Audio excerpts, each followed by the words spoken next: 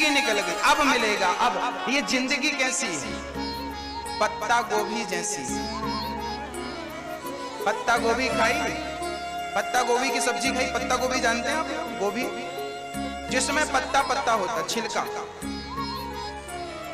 एक पत्ता निकाला, एक पत्ता निकाला तो लगा इसके भीतर कुछ होगा, तो दूसरा पत्ता निकाला, फिर दूसरा पत्ता निकाला तो क्या मिला? तीसरा। चौथा पत्ता निकाला तो पांचवा पत्ता, छठवां पत्ता निकाला तो आठवां, सातवां पत्ता। मतलब शुरू में भी पत्ता था और सबसे आखिरी में भी क्या है? ऐसे ही जब आपका जन्म हुआ तो जन्म लेते ही आपने सबसे पहला काम कौन सा किया? आप जन्म लेते ही क्या किए थे? बोलो, याद है कि नहीं? क्या मैया आप बताओ? ओ मैया आप बताओ, आपने क्या किया था जन्म लेते? ओ मैया क्या किया था? याद नहीं है? नहीं, जरा बताओ ना कि इन्होंने क्या किया था? रोए थे, रोए थे। जन्म लेते ही हर व्यक्ति क्या करता है? पहले बोलो, रोता है, कह कह करके रोता है। जन्म लेते ही हम सबसे पहले रोए, शुरू में रोए, मध्य में रोए और आखिरी जिंदगी की आखिरी श्वास भी रोते रोते निकल जाती है। शुरू में भी पत्ता, आखिरी में भी पत्ता, शुरू में भी रोना, आखिरी में भी रोना, पूरी जिंदगी रोते रोते निकल गई। सुख कब मिला? सुखाय कर माण करो तिलोको न दई सुखम बान दुपार बम्बा। ठीक है, सारी दुनिया सुख के लिए कर्म करती है पर दुख मिलता। कारण क्या है? अच्छा, संसार का नाम क्या है? आपके गांव का नाम है कल्याणपुर, आपके जिला का नाम है चंपारण मोतिहारी, आपके राज्य का नाम है बिहार, आपके देश का नाम है भारत, आपके द्वीप का नाम है जम्बू द्वीप, आपके खंड का नाम है अजनाब खंड। अच्छा, ये तो घर का, देश का पता। ये बताइए संसार को क्या कहते हैं? संसार का नाम क्या है? संसार का नाम भगवान कृष्ण ने गीता में कहा, संसार का नाम है दुखालयम। क्या नाम है?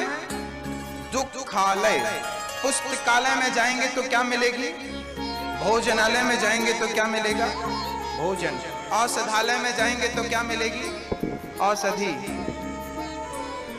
भोजनालय में भोजन है, पुस्तकालय में पुस्तक है, औषधालय में औषधि है, तो दुखालय में क्या रहेगा? दुख। ये संसार का नाम ही दुखालय है।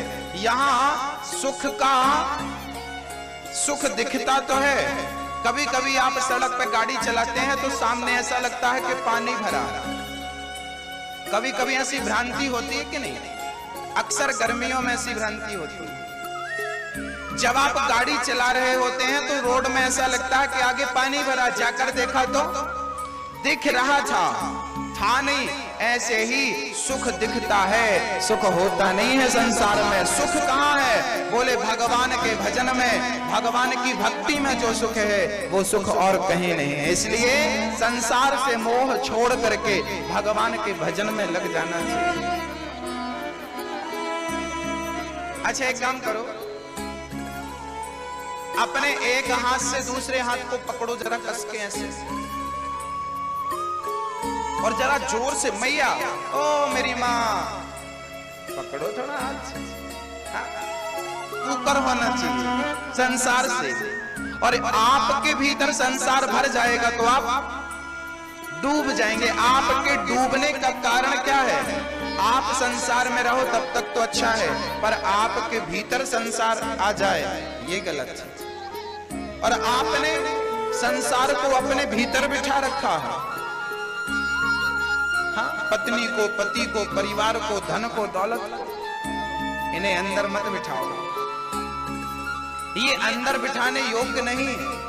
अंदर केवल मेरे तो गिरधर गोपाल, दूसरो ना कोई। केवल कन्हैया अंदर होने चाहिए, प्रपंच नहीं होना चाहिए। विदुर जी महाराज ने प्रश्न किया है, मैत्री जी ने कहा कि देखो भगवान अनेक रूप धारण करते हैं। अनेक रूप रूपाय विष्णवे प्रभु विष्णवे परित्राणाय साधूनां विनाशाय च दुष्कृतां धर्म संस्थापनार्थाय संभवामि युगे युगे। जब जब होय धर्म के हानि बाढ़े असुर अधम अभिमानी, तब तब धरि प्रभु विविध शरीरा। तब तब भगवान अवतार लेते हैं जब जब धर्म की हानि होती।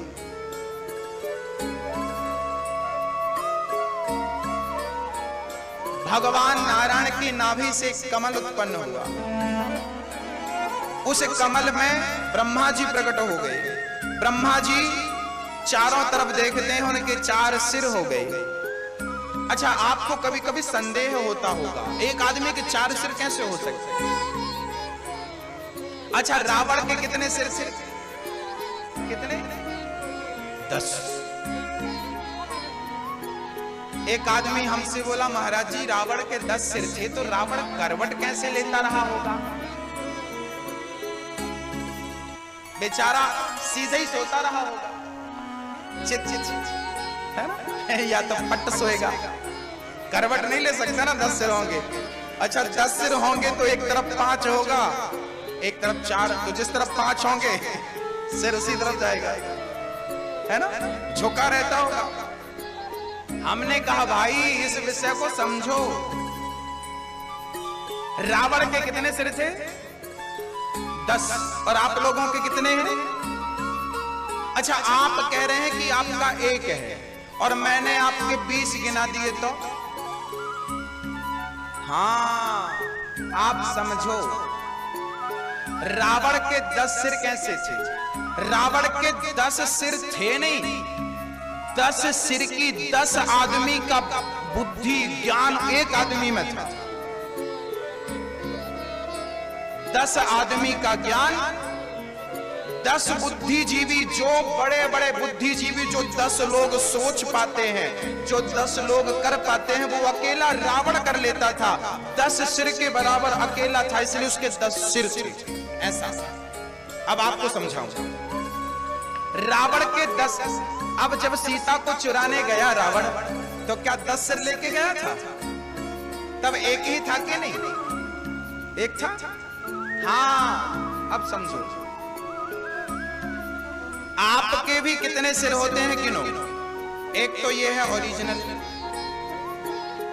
भैया जी हमें 5000 रुपए की जरूरत है, जरा दे दो। जब आप किसी से उधार मांगते हो 5000 रुपया, 2000 रुपया, तब आपका सिर कैसे होता? भैया 5000 दे दो, महीने भर में हम चुका देंगे। 5000 की बड़ी सख्त जरूरत है, सामने वाले ने दे दिया। जब आप उधार लेते हो ना, आपका सिर कैसे होता है? ऐसे सीधे भैया। और जब 1 महीने बाद वो बोलता, भाई साहब 5000 वापस करो। अरे पैसे खा के भागे जा रहे हैं, तुम्हारे कल्याणपुर छोड़ रहे हैं। जब लिया था तब सिर कैसा था, और जब देने का नंबर आया तो सिर कैसा हो गया? 3 सिर हो गए कि नहीं? एक ये ओरिजिनल, 2 ये। जब आप बेटी के विवाह करना चाहते हैं, बिटिया का, भैया मेरी बेटी बड़ी संपन्न है, गुणवान है, बड़ी होशियार है, आपके पुत्र से विवाह चाहता हूं। जब आप लड़की के बाप होते हैं तब आपका सिर कैसे होता? झुका हुआ होता है। और जब आप लड़के के बाप होते हैं, सुनो 10 लाख हो तो बात करो,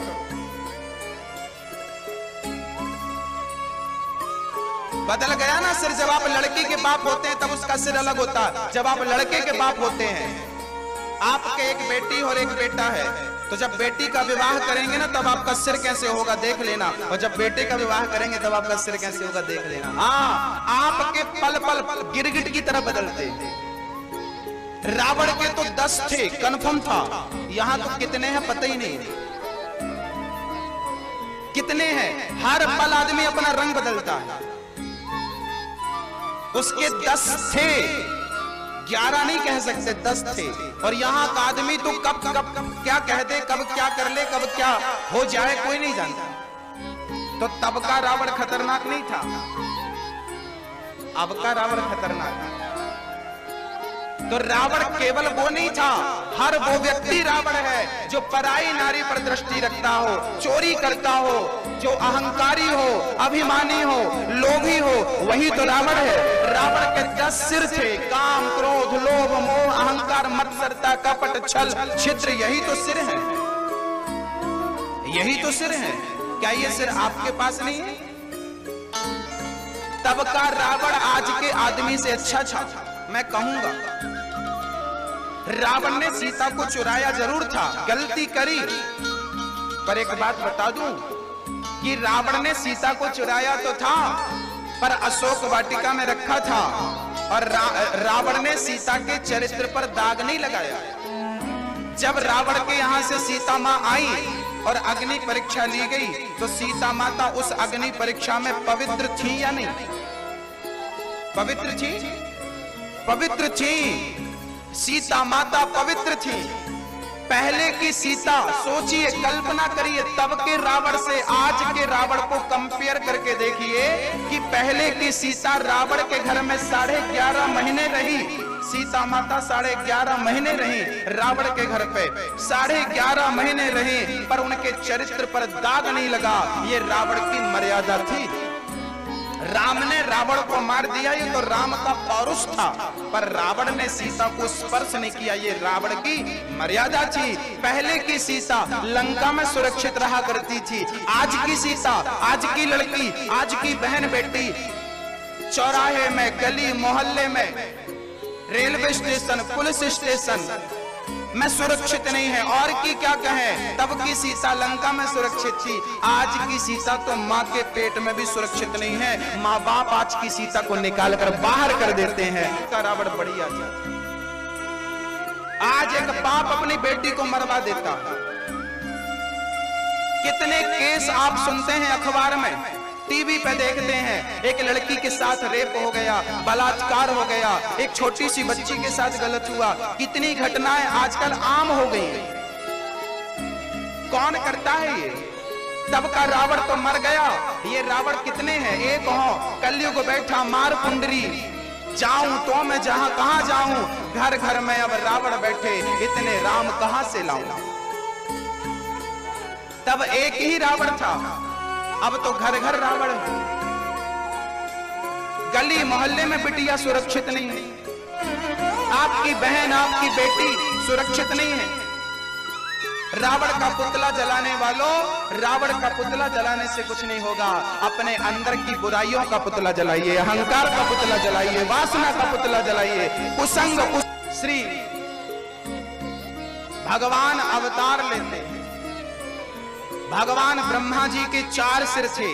ब्रह्मा जी के मानस पुत्र हुए मनु और शत्रुपा को प्रकट किया। शरीर के एक अंग मनु, शरीर के दूसरे अंग से शत्रुपा।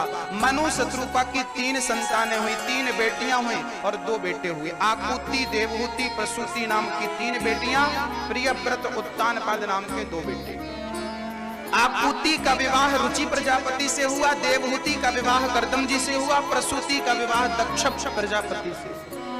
आकुति के घर यज्ञ भगवान हुए, देवहूति के घर कपिल भगवान हुए। मां देवहूति का विवाह कर्दम जी से किया गया। कर्दम जी ब्रह्मा जी के छाया पुत्र थे। सेवा करती रही, भाग कर चली नहीं गई। हाँ मैया, आप ससुराल जाओ और आपका पति जाके बैठ जाए ध्यान में और बैठा रहे, उठे ही ना, तो आप तो चली जाओगे झोला उठा के मायके। जब तुम्हारा ध्यान खुले तो बुला लेना। पहले की नारी कैसी होती थी? पहले की नारी कभी अपने पति को छोड़कर पति की आज्ञा के बिना कदम नहीं उठाती थी। और आजकल कितना बदल गया जमाना। श्री पहले का पुरुष भी अच्छा था, नारी भी अच्छी थी। आजकल का पुरुष भी बिगड़ गया, नारी भी बिगड़ गई। अब पुरुष भी वो पुरुष, राम जैसा पुरुष के सीता के लिए समुद्र में सेतु का निर्माण करते। लोग कहते हैं प्रेम की निशानी ताजमहल है। मैं कहता हूँ प्रेम की निशानी ताजमहल नहीं है, प्यार की निशानी राम सेतु है, जो राम जी ने सीता के लिए समुद्र में पुल बना दिया।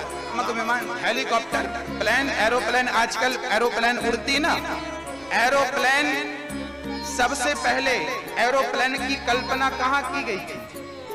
हमारे भारत में। हमारे भारत में ही एरोप्लेन की कल्पना की गई थी। हमारे पुराणों में प्लेनों का वर्णन है। रावण के पास पुष्पक विमान था, आपने भी सुना होगा। करदम जी के पास सबसे पहले कामक विमान था, न डीजल लगता न पेट्रोल, उससे कहते कि वहां चलना है वो चलता। ऐसा विमान करदम जी के पास था। उस विमान में करदम जी रहते हैं और उनकी 9 बेटियां पैदा होती हैं करदम जी से। कला, अनुसुईया, श्रद्धा, हविर्भू, गति, क्रिया, ये 9 बेटियां हुई। ब्रह्मा के 9 मानस पुत्रों से 9 पुत्रियों का विवाह किया और 10वें बेटा हुए हैं कपिल जी। कपिल जी का जन्म हुआ। करदम जी ने अपनी पत्नी से हाथ जोड़कर कहा, देवी तुम्हें हमने पुत्र दे दिया, बेटियों का विवाह कर दिया, अब हमारा गृहस्थ में कोई काम नहीं। अब हम गृहस्थ को त्याग करके और परमात्मा को याद करने के लिए जंगलों का आश्रय लेना चाहते हैं। अब करदम जी निकल पड़े। यहाँ एक बात समझने की है कि हमारे शास्त्रों में 4 आश्रम बनाए गए। कितने आश्रम हैं हमारे? कौन कौन से बताओ? कितने आश्रम? कौन कौन से? ब्रह्मचर्य पहला, गृहस्थ दूसरा, वानप्रस्थ तीसरा, संन्यास आश्रम चौथा। 4 आश्रम हमारे बनाए गए। 25 साल तक ब्रह्मचारी रहो, 50 साल तक गृहस्थी रहो और 50 साल, यहाँ 50 साल से ज्यादा जिनकी उम्र हो गई है वो बहुत ध्यान से सुने मेरी बात। और मेरा बेटा बेटा बेटा बेटा, अरे छोड़ो बेटे को, राम नाम जप लो, आत्म कल्याण कर लो। कब करोगे? कब करोगे? टाइम बताओ मुझे, तारीख बताओ। बुढ़ापा आ गया है, मौत सिर पर नाच रही है, कम मर जाओ। पता है आपकी जिंदगी का? नहीं है पता। तो फिर राम नाम कब जपोगे? कब अहंकार छोड़ोगे? कब बुराइयों को छोड़ोगे? मैं यही चाहता हूं कि आप मरने के पहले अहंकार छोड़ दें, क्रोध छोड़ दें, कपट छोड़ दें, लोभ छोड़ दें, जितनी बुराइयां हैं छोड़ दें, निष्काम निष्कपट हो जाएंगे तो मोक्ष के लिए आप तैयार हो जाएंगे और आपका मोक्ष होकर के रहेगा। इस संसार में जिस लिए तुम्हारा जन्म हुआ है उसे पालो, नहीं तो ना घर के रहोगे ना घाट के रहोगे। ये मानव का तन भोग भोगने के लिए नहीं मिला, याद रखना मेरी माँ। ये मानव का देह बच्चे पैदा करने के लिए नहीं मिला। ये जो आप व्यर्थ की टेंशन पालते हो ना, ये व्यर्थ की है, कोई सार ही नहीं है इसका।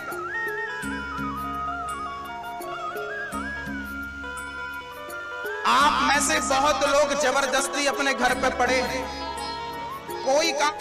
उनसे कहो कि कभी हरिद्वार जाओ, गंगा नहाओ, कभी जगन्नाथ भगवान का दर्शन करने जाओ। उन्हें लगता है कि कैसे जाएंगे, कहां खाएंगे, कौन खिलाएगा। अरे भाई, तुम्हारे घर पे तुम बोना खाते होगे, जो जगन्नाथ तुम्हें खिलाएगा। भरोसा तो रखो, उसकी शरण में कोई भूखा नहीं मरता। मैं अभी जगन्नाथपुरी से आ रहा हूं, वहीं से आ रहा हूं सीधा। लाखों लोग पड़े हैं, लाखों लोग जगन्नाथपुरी में, और कोई भूखा नहीं है। वो जगन्नाथ बैठा ना, जगत का नाथ, वो किसी को भूखा मरने देगा? अजगर करे ना चाकरी, पंछी करे ना काम, दास मलूका कह गए सबके दाता। तुम भरोसा तो करो। अब निकलती नहीं आप, तो मैं क्या कर सकता हूं? तुम्हें बच्चों की लातें ही अच्छी लगती, गालियां अच्छी लगने लगी। अब क्या दोष, किसका दोष है? जानबूझकर अपने पांव में कुल्हाड़ी मारते हो और बाद में रोते हो। एक बात बताओ, सुबह आप घर पे दीपक मत जलाओ, काम चलेगा। लाइट ना जलाओ, चलेगा। दोपहर को भी लाइट ना जलाओ, काम चलेगा। पर शाम को तो दिया जलाना पड़ेगा कि नहीं? शाम को, सुबह दोपहर शाम, यही है ना? हाँ बोलो। ऐसे ही लड़कपन जवानी बुढ़ापा, सुबह दोपहर शाम, लड़कपन जवानी बुढ़ापा। लड़कपन मतलब सुबह, आपका लड़कपन बीत गया मतलब जीवन की सुबह बीत गई।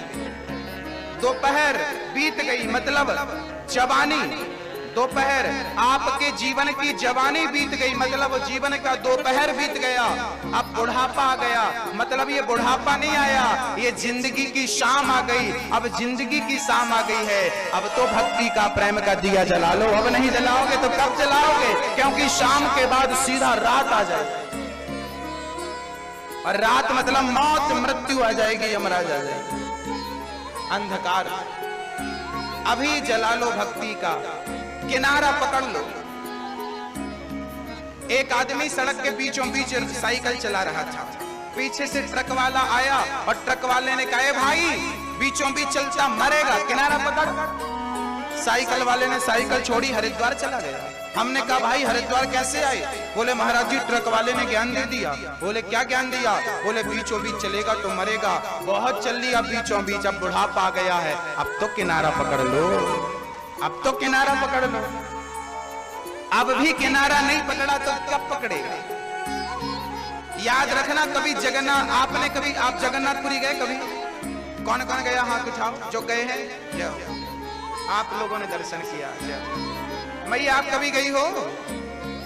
जगन्नाथपुरी गई हो आप कभी? अरे राम राम, जाना जगन्नाथपुरी कभी आप जाना तो मेरी एक बात पर गौर करना। जगन्नाथ भगवान को तुम जाकर मंदिर के बीच में खड़े हो जाओगे ना तो दर्शन नहीं होगा।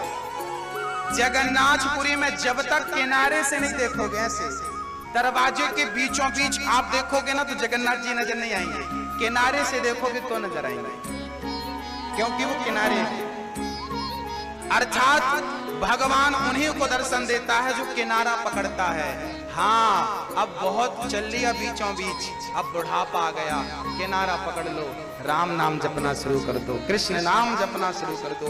ईश्वर को पाने का एकमात्र यही साधन, और राम नाम नहीं जपा तो जीवन बेकार। और भगवान का भजन बुढ़ापे में नहीं, हम तो कहते हैं जवानी में चलते हैं प्रेम से भगवत चर्चा की ओर। सावधान होकर के पावन चर्चा को श्रवण करिए।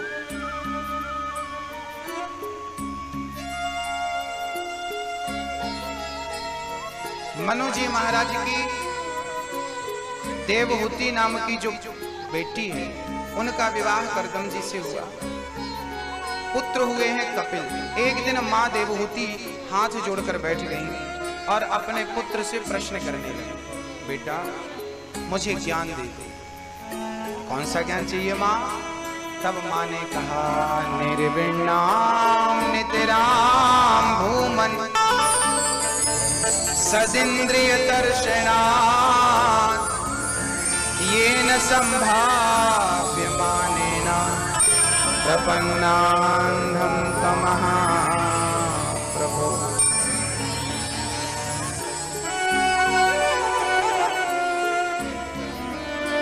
प्रपन्नान्धं तमः।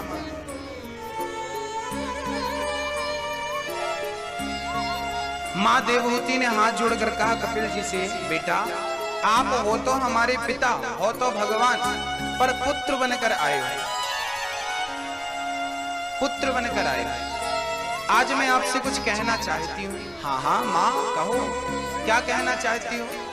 तब माँ देवहूति ने कहा कि प्रभु मेरा मन मेरे वश में नहीं है, क्या करूं कि मेरा मन मेरे वश में हो जाए? क्या करूं कि मेरा मन मेरे वश में हो जाए?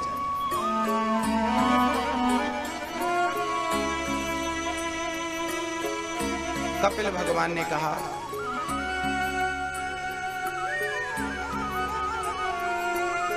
कि हे प्रभु, हे मां, आप बड़ी दुखी हैं। मैं समझ रहा हूं कि आपके दुख का कारण क्या है। अच्छा, हमारे दुख का कारण क्या है? मां देवहूति ने प्रश्न किया कि मुझे पति मिला तो करदम जैसा, पुत्र मिला तो आप जैसा, पिता मिला तो मनु जैसा, फिर भी मैं अपने मन से पूछती हूं, मन तेरा पेट भरा? मन कहता है मेरा पेट नहीं भरा। मन कहता है मेरा पेट नहीं भरा। क्या बताऊं मैं, बड़ी दुखी हूं मैं।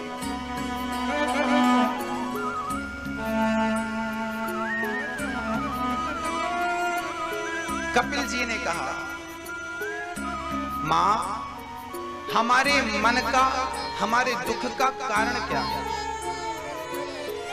हमारे दुख का कारण है केवल हमारा मन,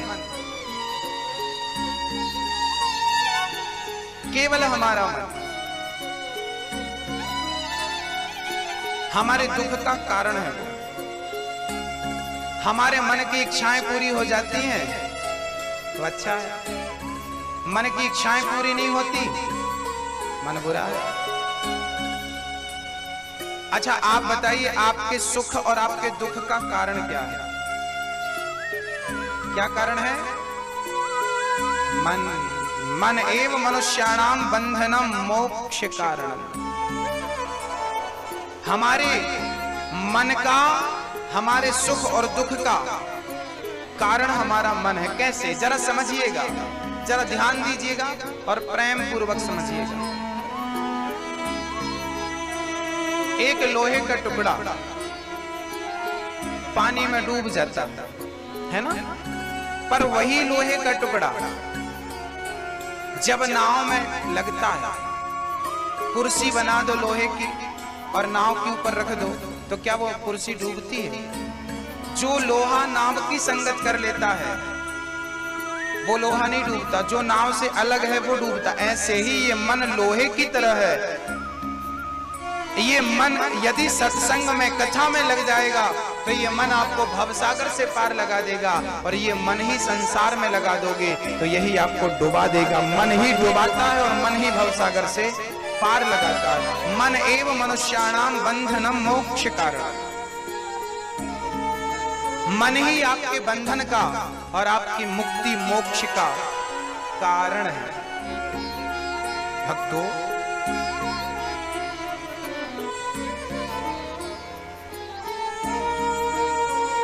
मन हमारा एक सीढ़ी की तरह होता है। सीढ़ी हमें छत पर भी ले जाती है, और नीचे उतरना हो तो क्या करेंगे? उसी सीढ़ी से नीचे आइए। जैसे सीढ़ी हमें छत तक भी पहुंचाती है और नीचे भी लाती, ऐसे मन वो सीढ़ी है कि मन भगवान में लग गया तो आपका मन आपको ऊपर ले जाएगा, और मन संसार में लग गया तो यही मन ले जाके गड्ढे में डाल देगा। मन ही आपके दुख का कारण है। मन की इच्छा पूरी हो गई तो सुख, और मन की इच्छा पूरी नहीं हुई तो दुख। मन ही कारण है सुख और दुख का। क्या बताएं आपसे हम भक्तों। कपिल भगवान ने मां से कहा, मां, हमें आभूषण धारण करना चाहिए। कौन सा आभूषण धारण करना चाहिए? कपिल भगवान ने कहा, तितिक्षवाः कारुणिका सुहृदः सर्वदेहिनां अजात शत्रवः शान्ता साधवः साधुभूषणः।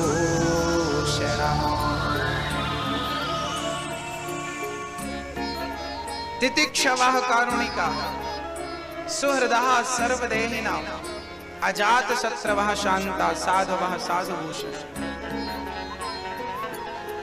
तितिक्षवा, कौन सा आभूषण पहनना चाहिए हमें? हमें कौन सा आभूषण धारण करना चाहिए? सहनशीलता का।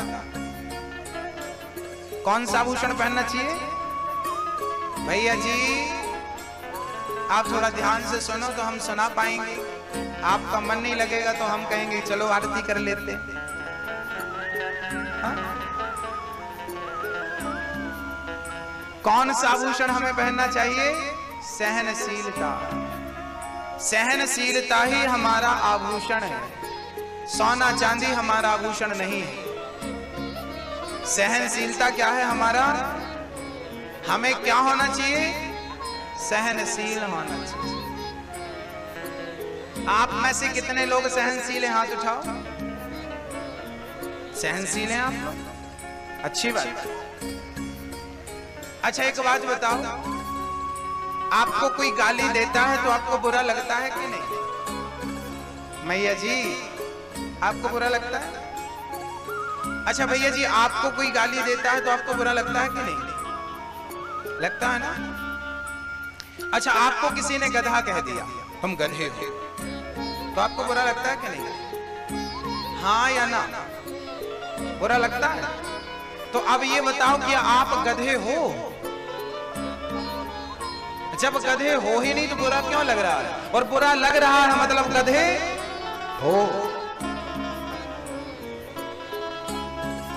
यदि आप गधा नहीं तो बुरा मानने की जरूरत ही नहीं है क्या? जरूरत? बोलो हाँ या ना? नहीं। जब कोई आपको गधा कहे, गाली दे, तो आप परेशान ना होइए। परेशान होने की जरूरत नहीं है। वो जो कह रहा है वो इसलिए कह रहा है कि वो खुद वैसा है।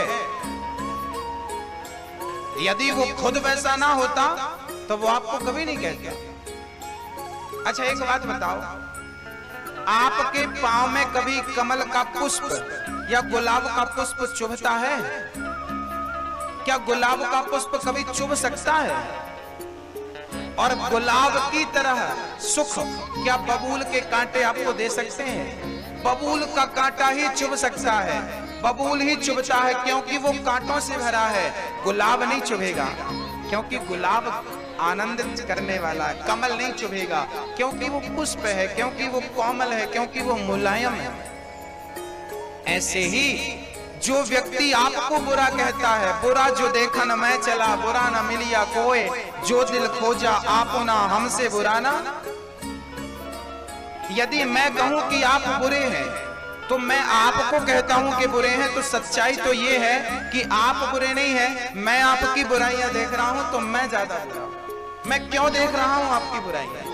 आपके अंदर कोई अच्छाई भी तो होगी, मैं वो अच्छाई क्यों नहीं देखता? मैं वो अच्छाई देख लूं, बुराई ना देखूं। तो आप समझदारी का परिचय दीजिए।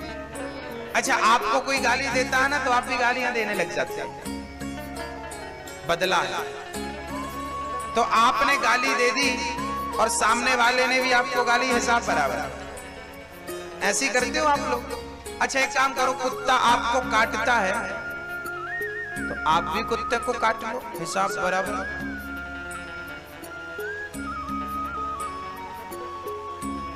भाई आप कह रहे हैं तुमने हमें दी तो हम भी देंगे गाली, सही है ना? क्या कीचड़ को कभी कीचड़ से साफ किया जा सकता है? हाँ या ना? नहीं ना। कीचड़ को, क्या आग को कभी आग से बुझाया जा सकता है? जैसे आग को जल से बुझाया जा सकता है, कीचड़ को जल से साफ किया जा सकता है, ऐसे ही आप के जीवन में कोई कीचड़ उछाले तो आपने भी उसके ऊपर उछाल दिया, आपको गाली दी, आपने भी दे दिया। इससे समाधान नहीं होगा। जो तुम्हारे लिए कांटा बो रहा है उसके लिए भी तुम फूल बो।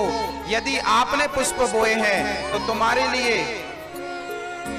लिए उसका बोया हुआ कांटा भी पुष्प बन जाएगा और तुम्हारे द्वारा उसके लिए बोया हुआ पुष्प भी कांटा बन जाएगा, यदि आपके लिए उसने गलत सोचा है तो। जब हम दूसरों के लिए गड्ढा खोदते हैं ना तो भूल जाते हैं कि हो सकता है कि वो ना गिरे, हम ही गिर जाएं। इसलिए कभी किसी के बारे में ना बुरा सोचना चाहिए और ना कभी किसी का बुरा करना चाहिए। गाली रही गालियों की बात, तो भाई मुझे तो लगता है कि गाली देने वाला महामूर्ख होता है और गाली सहन करने वाला गाली देने वाले से अच्छा होता है या नहीं? आप गाली दे रहे हैं, मैं गाली सुन रहा हूं, तो गाली देने वाला श्रेष्ठ हुआ या गाली सुनने वाला? कौन हुआ? सुनने वाला। महान कौन हुआ? सुनने वाला। तो फिर आप सुनकर महान क्यों नहीं बन जाते? फिर आप देकर के क्यों निम्न छोटे बनते? सुन लीजिए ना, भगवान श्री कृष्ण ने शिशुपाल की कितनी गालियां सुनी थी बताओ? कितनी गालियां? 100 गालियां। भगवान श्री कृष्ण ने शिशुपाल की 100 गालियां सुनी, और जब 100 के बाद भी 101 पहुंची तो भगवान ने सुदर्शन से सिर खंडित कर दिया। अब यहां एक प्रश्न खड़ा हुआ कि भगवान ने 100 गालियां सुनी और बाद में सिर काटा। जो भगवान 100 गालियां सुनने के बाद सिर काटते हैं, क्या वो पहली गाली पर सिर नहीं काट सकते थे? हाँ या ना? काट सकते थे ना, पर नहीं काटा। क्यों नहीं काटा? क्योंकि भगवान कहते हैं कि मैं भगवान होकर 100 गालियां सुन सकता हूं, तो तुम इंसान होकर तो कम से कम 10-20 गालियां सुन लो भाई। मैं भगवान होकर, भगवान याद रखना, आप कहते हो गुरुजी हमें गाली दी, अरे भाई आप कौन हो? भगवान को भी गालियां देने वाले लोग थे।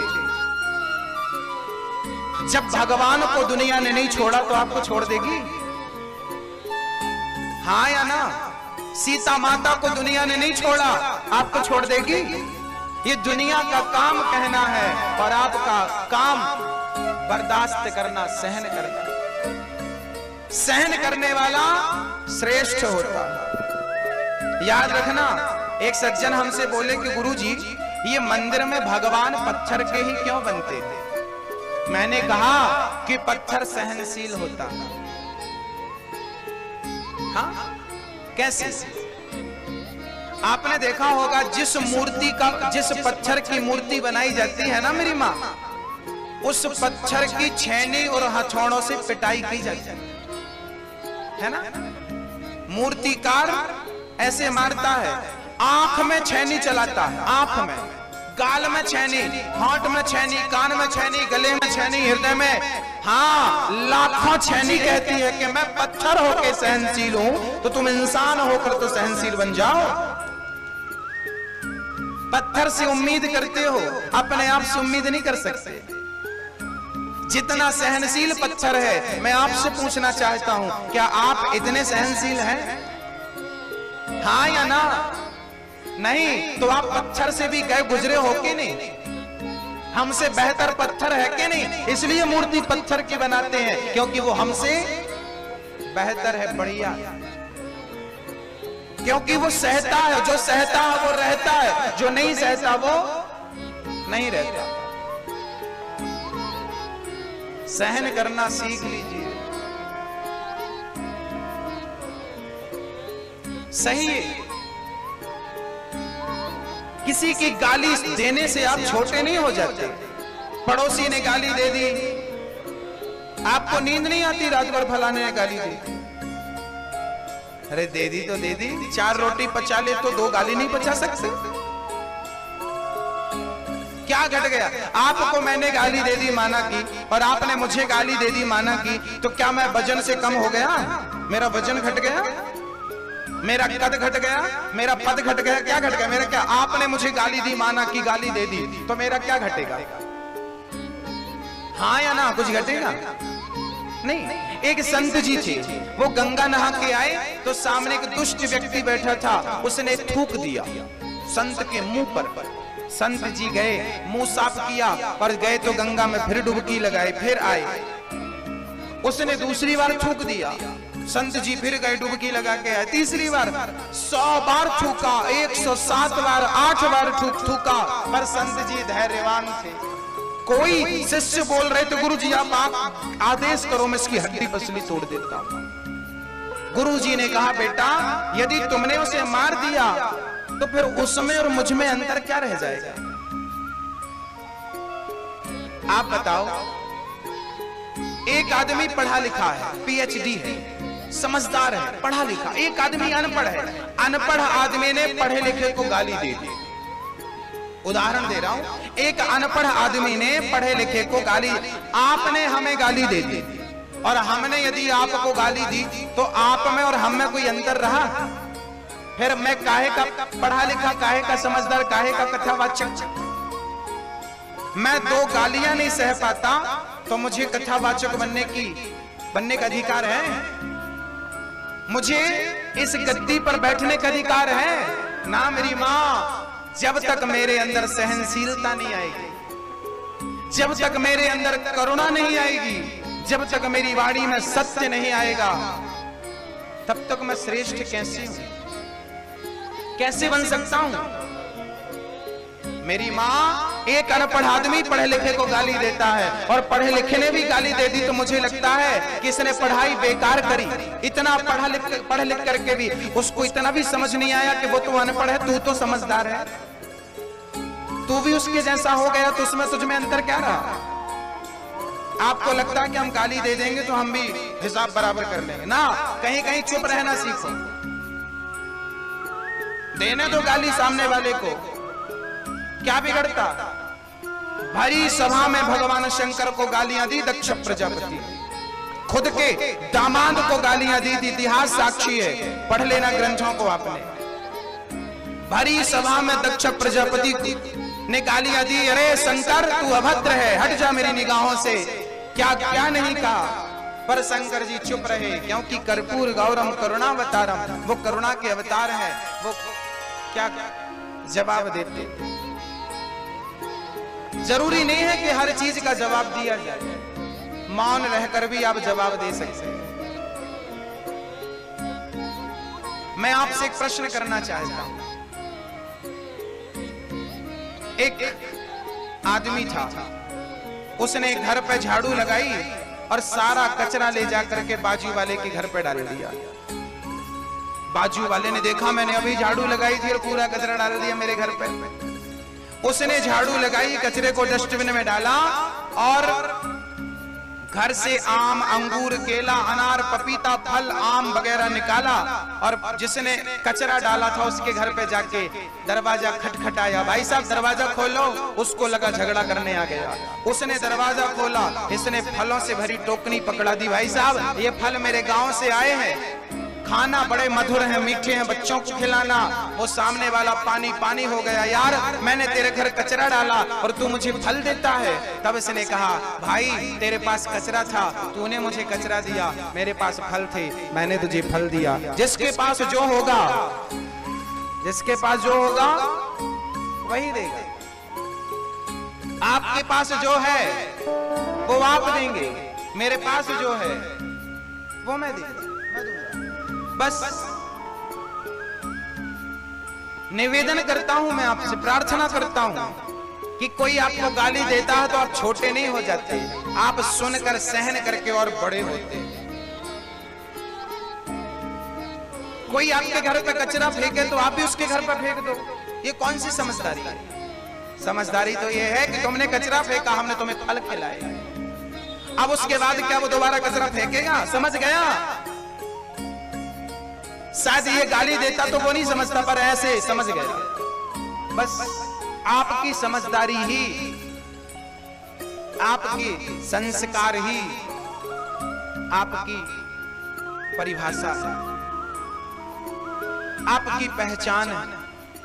भक्तों, मां देवहूति को कपिल भगवान ने कहा कि सहनशील बनो, तितिक्षवाः कारुणिकाः सुहृदः सर्वदेहि नाम जात शत्रुभः शांता।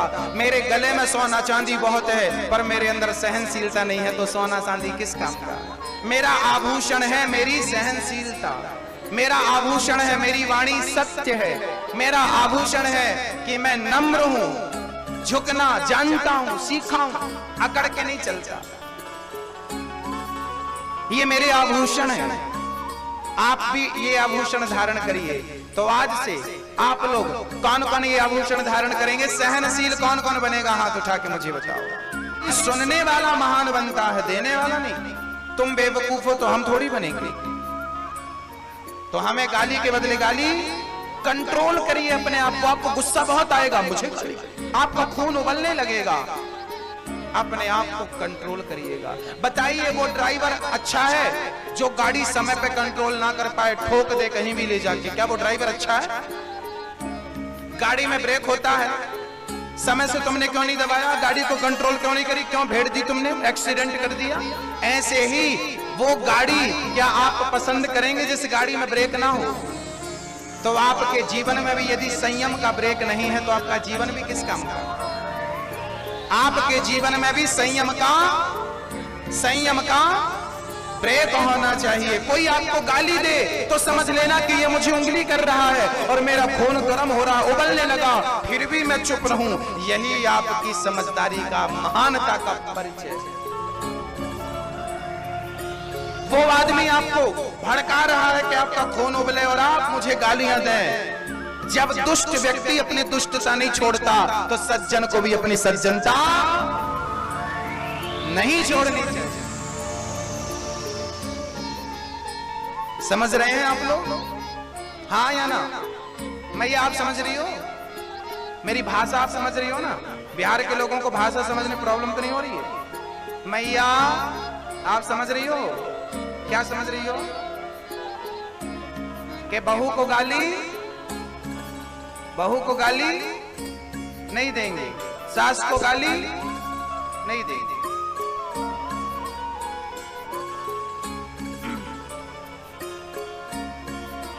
कपिल भगवान ने ज्ञान दिया, मां सिद्धा नाम की नदी बनकर बह गई। मां के गर्भ में बालक कैसे रहता है, किस प्रकार से रहता है, सारी बात श्री कपिल भगवान ने श्रवण कराई। मनु जी महाराज की ये पुत्री सिद्धा नाम की नदी बनकर बह गई। कपिल जी ने आचमन किया, गंगा सागर चले गए। बाकी तीर्थ बार बार गंगा सागर चले गए श्री कपिल भगवान जी। मनु जी की तीसरी पुत्री का नाम था प्रसूति। प्रसूति का विवाह दक्ष से हुआ था।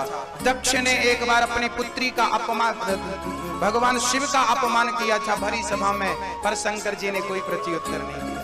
बाद में चले गए और सती जी आई। यज्ञ में सती जी ने शिव का भाग नहीं देखा, क्रोध आया और जलकर भस्म हो गई। माता सती का वही जलता हुआ शरीर लेकर शंकर जी दौड़े। जहां जहां उनके अंग गिरे वो शक्ति पीठ बन गई। 52 जगह पर माता सती के अंग गिरे, 52 शक्ति पीठ बन गई। भारत के फिर बंटवारा होने के बाद 51 भारत में रह गई, एक पाकिस्तान चलेगी बंटवारे के टाइम, एक शक्ति पीठ वहां चली गई। अब मनु जी के मैं 2 पुत्रों की पावन चर्चा गाता हूं, आप लोग प्रेम पूर्वक श्रवण करिएगा, समझिए और सुनिएगा। मनु जी महाराज की 3 बेटी और 2 बेटे, प्रियव्रत और उत्तानपाद। उत्तानपाद की पावन चर्चा मैं आपको कहूंगा। मैया जी आप लोगों को जल्दी तो नहीं है घर जाने?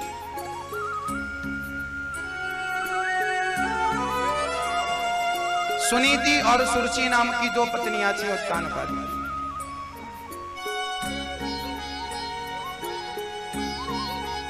उत्तानपाद की बड़ी पत्नी का नाम था सुनीति, पुत्र का नाम था ध्रुव, और दूसरी पत्नी सुरुचि के पुत्र का नाम था उत्तम।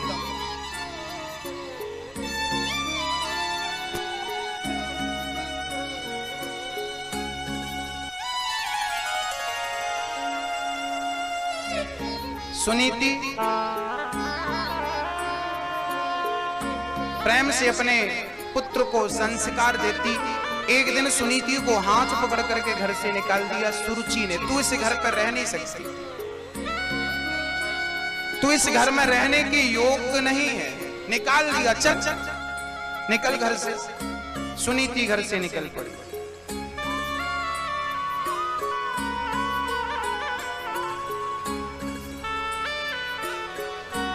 सुनीति का पुत्र ध्रुव एक दिन मन में विचार किया कि क्यों ना मैं अपने पिता से मिलने जाऊं। ध्रुव जी महाराज अपने पिता से मिलने गए तो पिता की गोद में उत्तम बैठा था, तो ध्रुव जी जाकर बैठने लगे। पास में खड़ी सौतेली मां ने हाथ पकड़कर नीचे गिरा दिया, बेटा तू इस गोद में बैठने का अधिकारी नहीं है, चल यहां से निकल जा, तू इस गोद में बैठने का अधिकारी नहीं है, निकल जा यहां से। भक्तों, सुनीति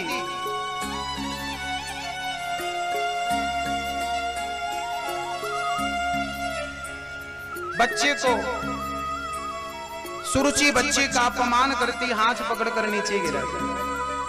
तू इस गोद में बैठने का अधिकारी नहीं है। तपसाराध्य पुरुषम तस्यैवानुग्रहेण मे गर्भे त्वं साधयात्मानं यदीच्छसे नृपासिनम्।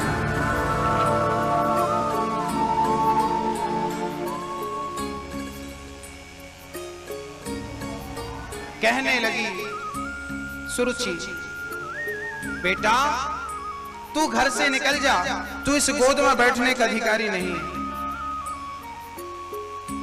ध्रुव जी महाराज घर से रोते रोते निकल गए। मां ने गोद में बिठाया, पुत्र क्या हुआ?